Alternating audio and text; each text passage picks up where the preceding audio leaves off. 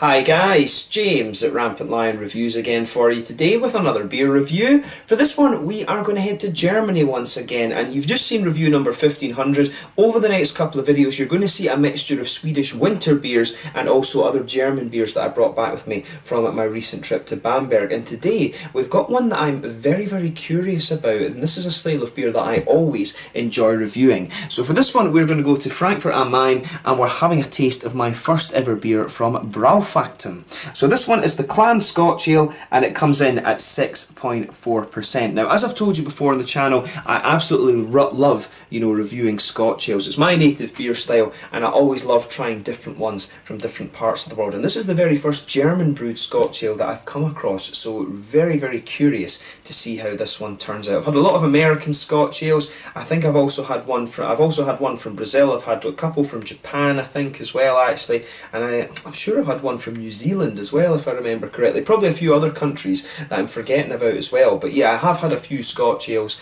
and from different places, and it's really cool to find one from the one of the traditional beer countries, if you like. I think I've had one or two from Belgium as well, actually. So it's really cool to finally get around to reviewing a German one for you. So of course today I've got my Scotland shirt on for this one, and very much looking forward to this this beer review. So as always, I hope you guys enjoy my take on this one. So anyway, as is usual with my reviews, then I'll tell you a little bit about the brewery. If you want to get straight to the tasting, just fast forward.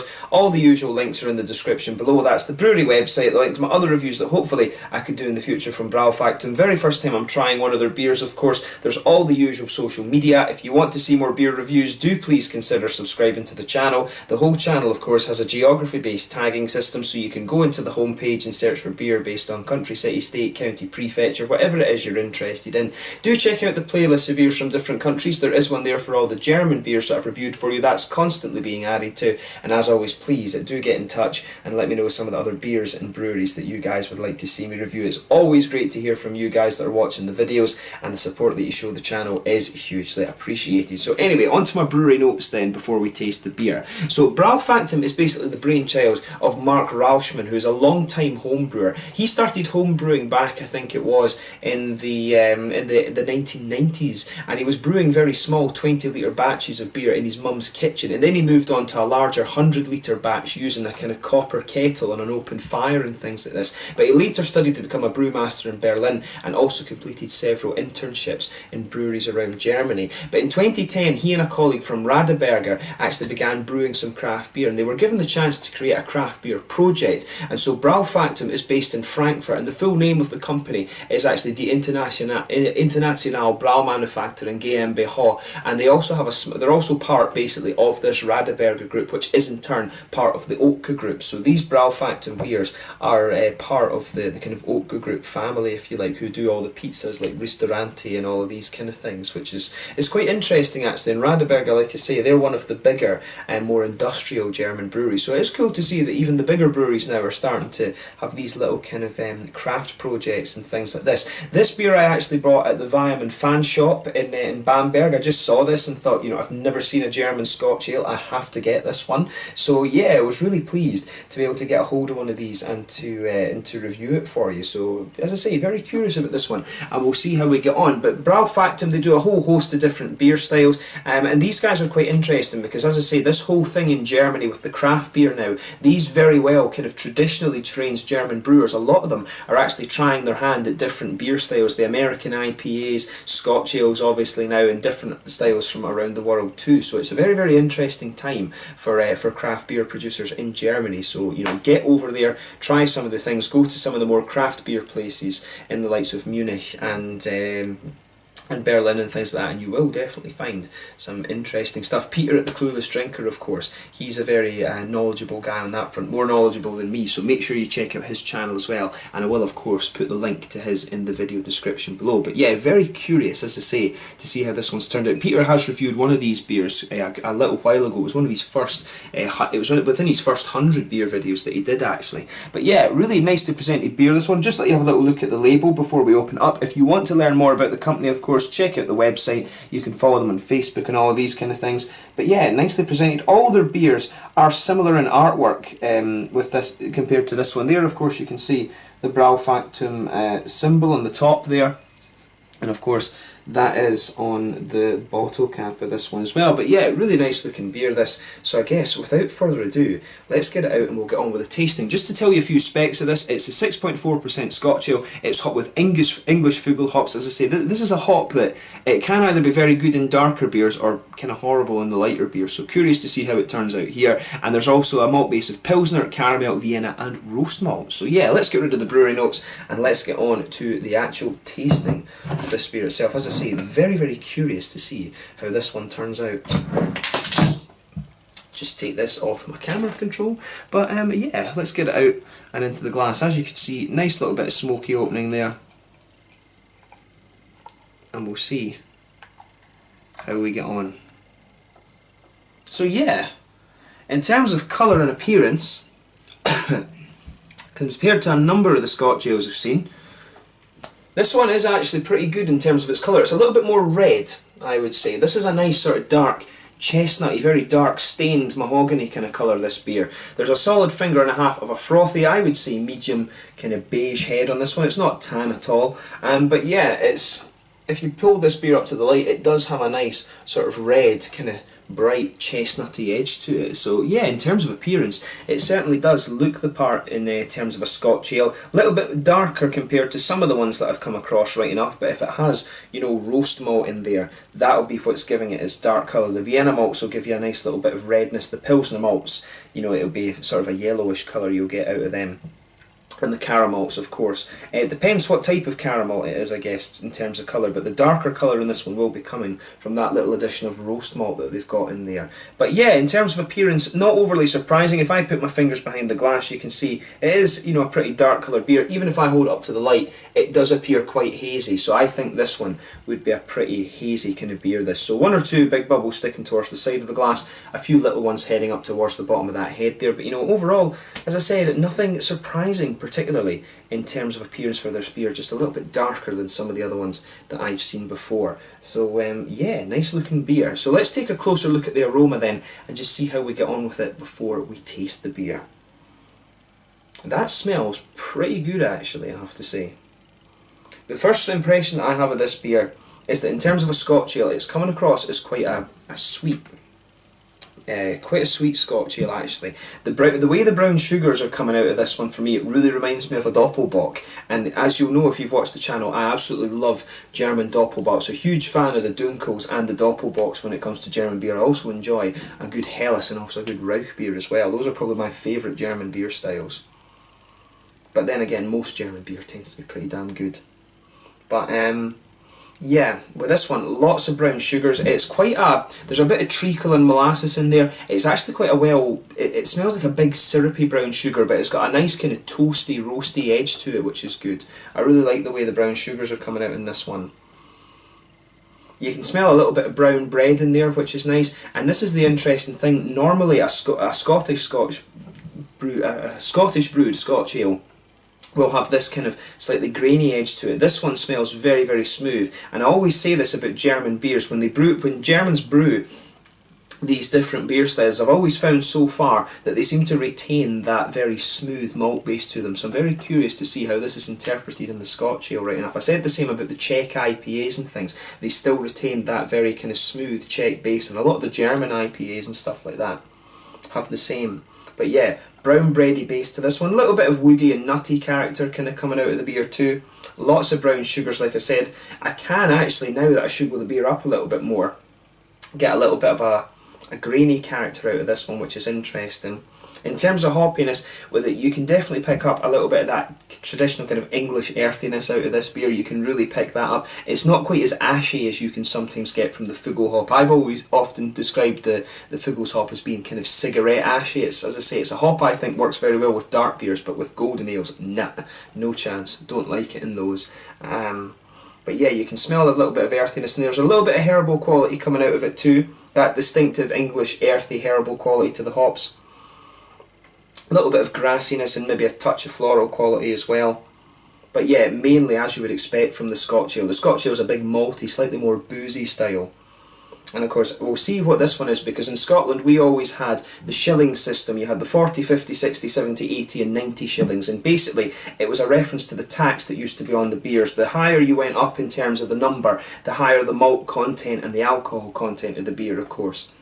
So most Scotch ales that you will see are somewhere between an 80 and a 90 shilling normally. They're usually around that kind of, that sort of malt profile, if you like. Still recovering a little bit from this cough that I had. But yeah, lovely, lovely smelling beer, this one. So as I always say, take a little bit of time and enjoy the aroma of the beer before you get stuck in. For me, this leans a little bit towards the sweet side of things in terms of a Scotch ale, so it's leaning a little bit towards the American kind of thing for me, but it's got a lovely brown sugar note, and it also has a little bit of that German smoothness to it, and I'm guessing it'll be the Weyermann malts that are in this one. So yeah, as I always say, take a bit of time and enjoy the aroma, but we are going to get stuck into this beer now. So this one is the Clan, a Scotch ale. It's 6.4% from BraufactuM, part of the Oak Group in Frankfurt am Main in Germany. Let's get stuck into this beer. Slange, Skål, Prost.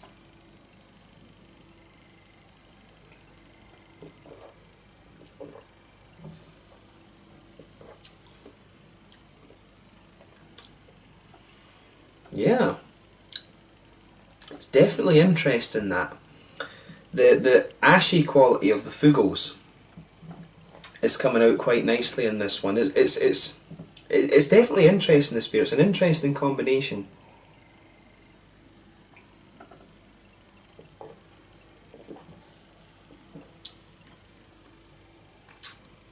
Yeah, I mean it's a solid enough Scotch ale for me, this one. I like how these flavours are kind of combining in it. The thing that's striking me right away is, with the Fugels hop, I can detect that ashy character coming out of it straight away. And to me, the Scotch ale, it can have a little bit of that ashy character to it. But personally, I think it's a bit better. You know, the one thing I would say about this is if you used if you used a little bit of Kent Goldings or something like that, where it doesn't quite have where the earthiness isn't quite as dark, that would be a little bit more representative of what a Scotch ale kind of should be, in my opinion. This one, that ashy quality that this beer has, I've never come across that in a Scottish brewed Scotch ale. But the thing is, I say that, but the rest of the beer really kind of complements that flavour quite well. So overall, as a Scotch ale, it is pretty solid. You know, the way the malt base goes together in this one is really, really nice. And I think, as I say, if they changed that hop to East Kent Goldings or something like that, then it would make the beer really just a step higher.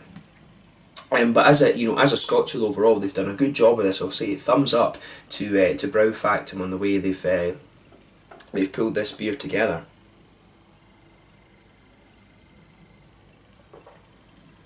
So let's focus a little bit more on the malt base just now then. So in the middle of your palate, you can feel that nice bready quality. That just blankets the middle of your tongue there. You can really feel, I always remember the Vienna malts having this nice, sort of slightly sweet, almost brown bready quality, and you can really feel that coming out in the middle of your palate there. Those Vienna malts just blanket the middle of your tongue. It's a nice, like, German. The Germans do some of the best bread you're going to find in the world, and the Austrians are very good bakers as well. And you can really feel that lovely bready smoothness blanket in the middle of your tongue. In the centre of your palate, you can feel a little bit of that slightly sweeter caramel in there. So in the centre of your palate, you've got this dark, almost treacly molasses brown sugar flavour.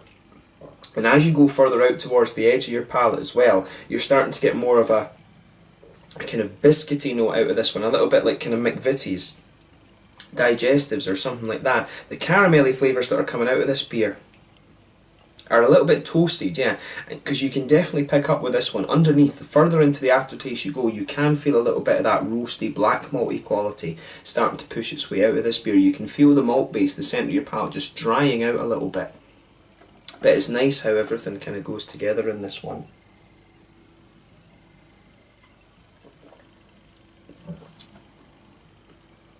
But yeah, when you go a little bit further forward on the palate, you can feel there is a little bit of an almost woody flavour to this one. I'm not really getting any of the nuttiness. There's a tiny little bit of it. Tiny little bit of nuttiness just in the centre towards the front of the palate there. You can pick up a little bit of that mixing in with the woody flavours as well. So the malt base does have a good little bit of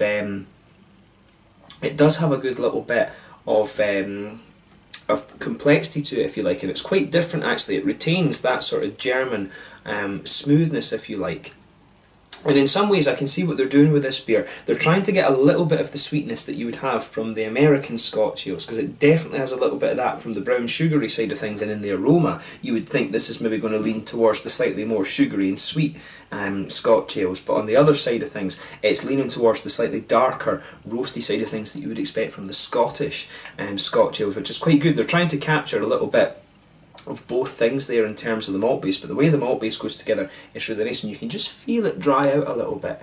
You can feel the malt base just dry out a little bit the further into this beer that you go, so I like the way that part of the beer goes together. Onto the hoppy side of things then. As I said, in the back corners of the palate there's a good little bit of earthiness there, and you can feel it. It does have a little bit of that slightly ashy, almost cigarette ashy quality that you would expect from the Fuggles hop.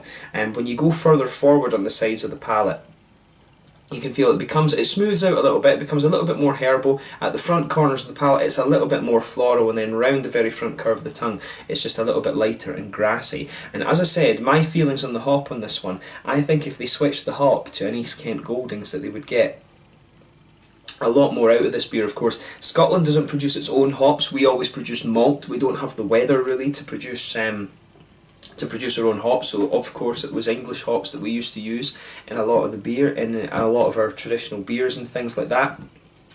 So yeah, you know, it is understandable they would pick one of these, but I think the Fuggles hop for me is the wrong choice in this one. I would go for something that's just a little bit smoother to complement these other flavours, and that's maybe why they've added the roasty malt to this one, just to complement that sort of darker kind of ashy quality to the beer. But like I say, I think a Kent Goldings, the Scotch ale, isn't supposed to have that little ashy edge to it. But of course, you know, the thing is, this is someone's beer that they've brewed, so it's their interpretation of the style. That's the thing you've got to kind of remember about it at the same time. So someone's created this beer, or Mark Rauschman has created this beer, and this is his interpretation of it. So that's one thing you have to remember.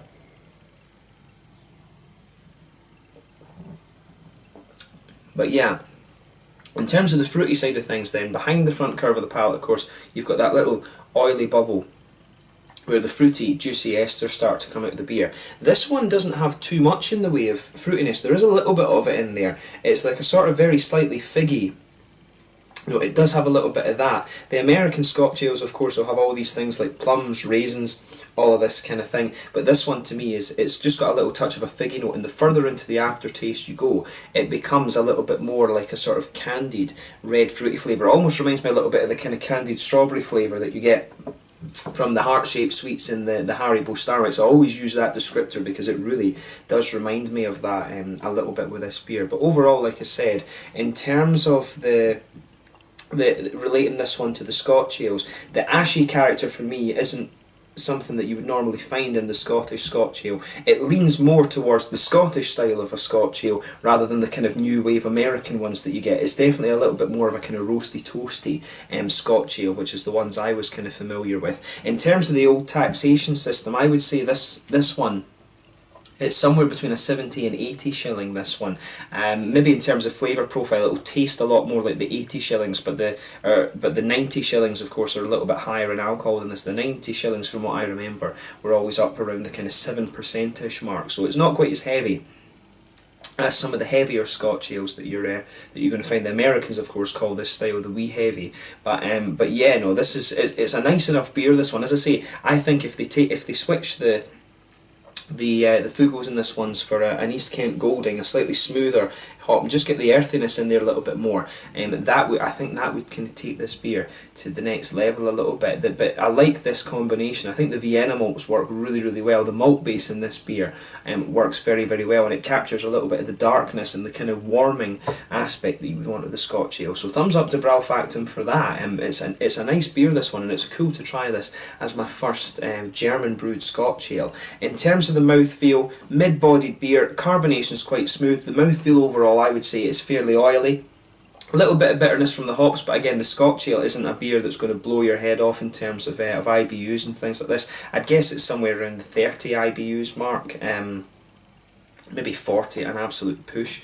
Nice kind of, the malt base has a good balance between some of the roasty or darker notes and some of the slightly sweeter things, and you've also got a little bit of a kind of red fruity ester to this one as well, which gives the beer just a little touch of juiciness, but the fruity notes for me are quite minimal in this, and overall in the aftertaste it's the brown sugars and the bready notes that are lingering there. As I say, the Vienna malt adds a really kind of interesting dimension to this beer. I've always liked Vienna malts, but for some reason they're not, I don't know if it's just the volume that they produced in or what it is, but it doesn't seem to be something that's overly popular for a lot of craft brewers these days, but I think it's an underrated style of malt, and I guess maybe the local brewers in Austria brewing the Vienna lagers and things like that are doing a lot of those. But yeah, really nice beer this one, and I'm glad that I was able to review this. It's really cool to brew a Scotch ale, especially since I lived in Heidelberg in Germany. I really enjoyed my time there. It's cool to see that some German brewers are having a go at brewing my native beer style. So yeah, thumbs up to BraufactuM for this one, an interesting beer,